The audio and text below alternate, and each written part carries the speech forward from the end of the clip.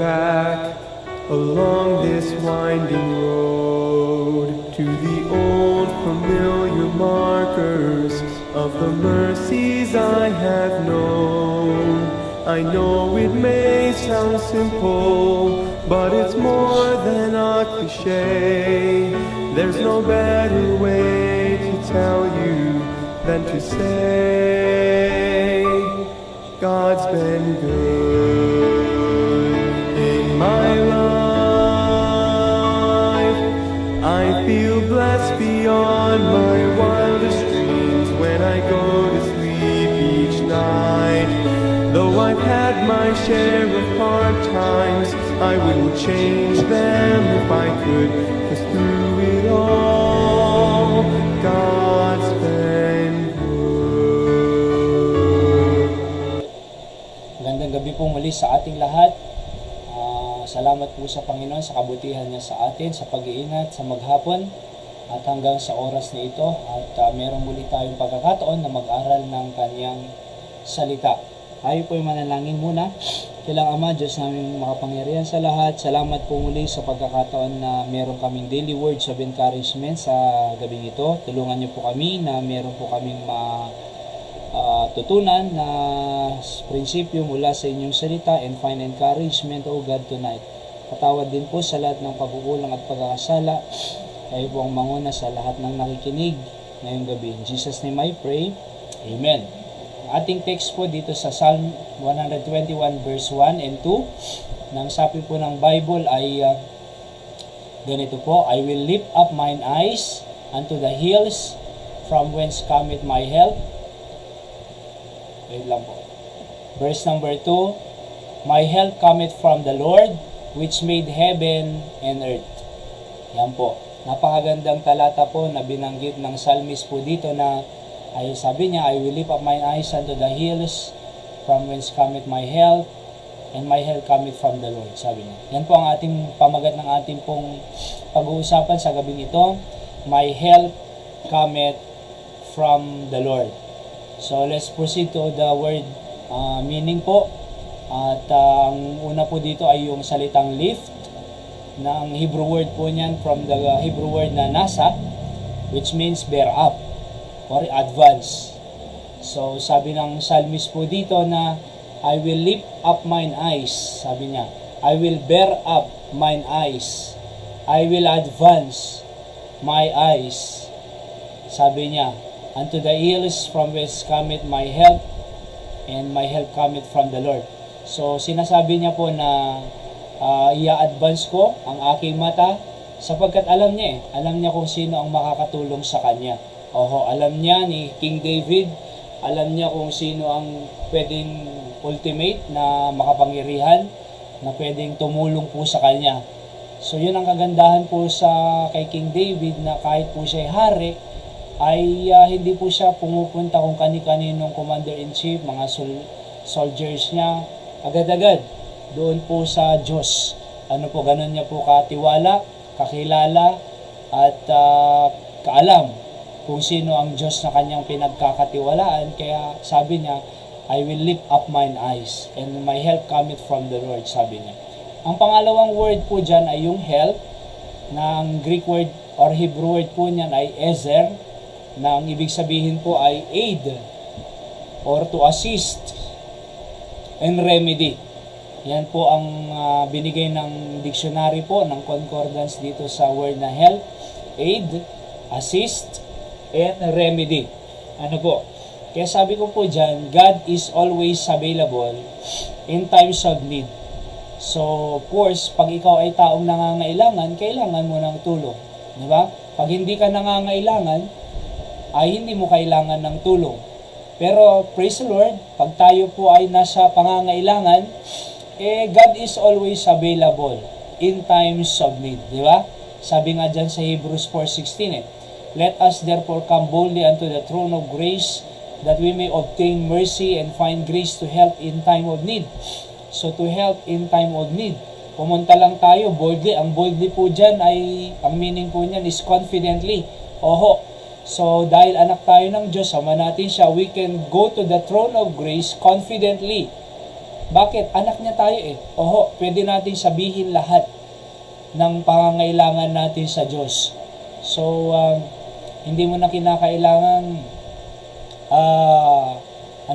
kumbaga, ang Diyos po alam niya lahat eh, di ba? So tapos pag hiningi mo sa Kanya ang tulong niya, hiniling mo sa Kanya ang pangangailangan mo, ang sabi dyan sa verse, that we may obtain mercy. Makaka-obtain pa tayo, makakakuha pa tayo ng habag, ng awa, at find grace, yung biyaya niya, to help in time of need. Kaya napakaganda po ng talatang yan, and God is always available in times of need. Meron tayong Diyos na pwedeng puntahan na siguradong tutulong sa atin. Pwede pag pumunta tayo sa mga tao, hindi agad tayo matulungan.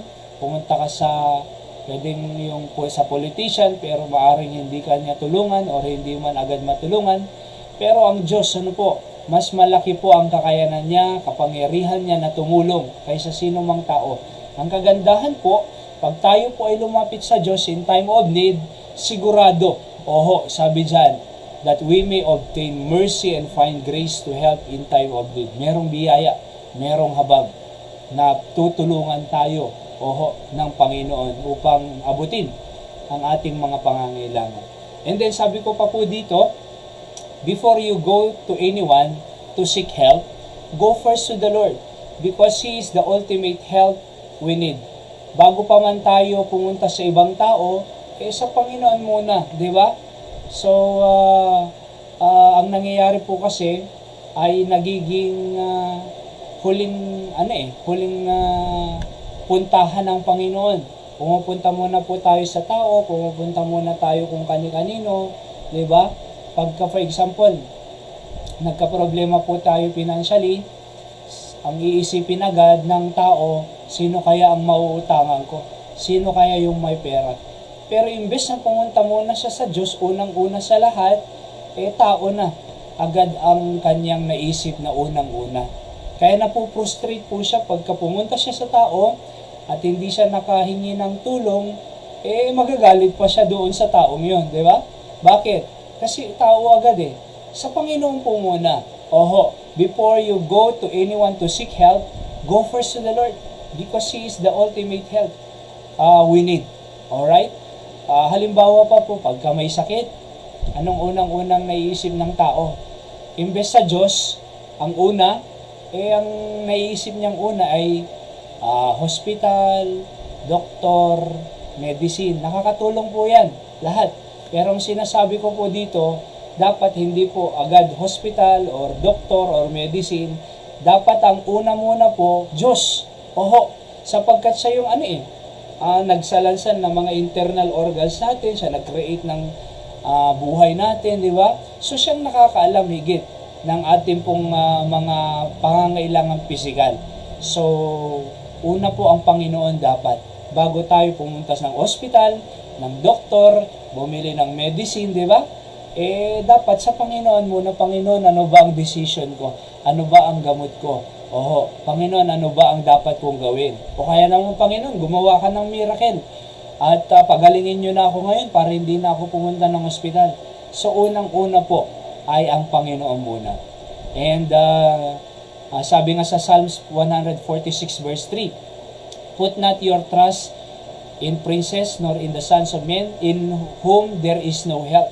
Sabi ng psalmist po dito huwag mong ilagay ang tiwala mo sa princess, sa tao. Bakit? There is no help, sabi niya dyan, bakit? Kasi ang ultimate help ay sa Diyos po. Unang-una po sa Panginoon. Sabi ko po dyan, don't make God your last option to seek help. But He must be the first option because He is the ultimate help. Wag huli, siya yung unang tulong. Ano po? At panghuli po na principles of the day natin, God has all the remedy in every tragedy. Di ba?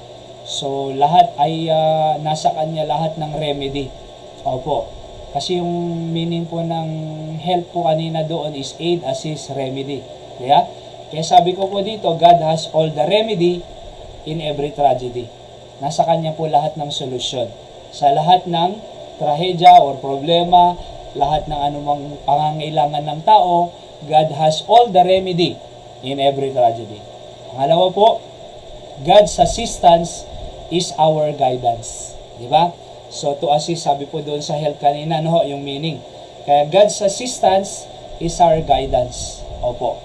So, yung kanyang pag-assist, yung kanyang aid, yung kanyang tulong, ay yan po yung ating guidance. Kaya nga po siya yung una muna eh. Bakit? I-assist ka niya sa anumang dapat gagawin. Ang nangyayari po kasi ay pag hindi tayo lumapit sa Diyos agad, tapos naisip natin agad yung gusto nating gawin, and then pag pumalpak, saka tayo mananalangin. Di ba? So, dapat nag-pray ka muna bago gumawa ng decision. Why? Because God assists you and guide you. Di ba? God's assistance is our guidance. At last po, there are always help in God's hand. So, meron po laging tulong sa kamay ng Diyos. Di ba? Opo, there are always help in God's hand. So, napakaganda po. Kaya, my help cometh from the Lord. Tayo po ay manalangin. Dakilang Diyos, salamat sa inyong salita. Ang aming pong short words of encouragement na natutunan. Ipalain niyo po ito sa buhay ng inyong mga anak na tunay nga Panginoon, dumadaan po kami sa mga iba-ibang klase ng discouragement. Pero salamat may salita kayo, Panginoon, na nag-encourage sa amin na tunay nga Panginoon na unang-una na dapat lalapitan namin in times of need ay walang iba kundi kayo. You are our first option, not the last option. Because you are our ultimate help. You have all the remedy in every tragedy. Kaya you are our, you give assistance, and that's be our guidance. Salamat po sa kabutihan niyo sa amin. Ito pong aking dalangin at pasasalamat sa pangalan po ng aming Panginoong Yesus. Amen. So, wag po natin kalimutan po ang panambahan po natin bukas. Pumunta po tayo sa worship place natin at magpuri po tayo sa Diyos dahil napakabuti po niya at napakatapat sa atin po. And He deserve our worship and praise in the house of God tomorrow. Magandang gabi po sa ating lahat. Pagpalain po tayo ng ating Panginoon.